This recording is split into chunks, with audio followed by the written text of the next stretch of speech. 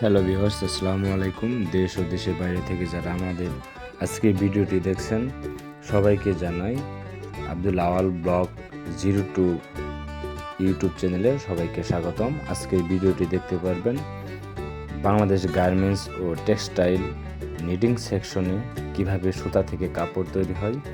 আমাকে কমেন্ট বক্সে অনেকেই প্রশ্ন করে বা অনেকেই কমেন্ট করে জানান যে ভাই আপনি কিসের কাজ করেন, কোন অফিসে কাজ করেন, একটু দেখাবেন।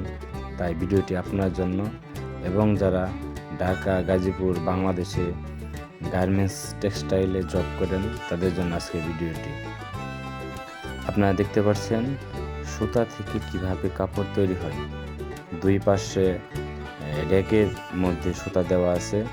সুতা থেকে কাপড় তৈরি হচ্ছে, অপরাটার কাপড় তৈরি করছে। বাংলাদেশের নিটিং সেকশনে সাধারণত একটি অপারেটর 2টি করে মেশিন পরিচালিত করে এবং প্রতি ফ্লোরে 2টি থেকে 3টি সহকারী থাকে। প্রত্যেক ফ্লোরে মেশিন থাকে 30 থেকে 40টার মতো।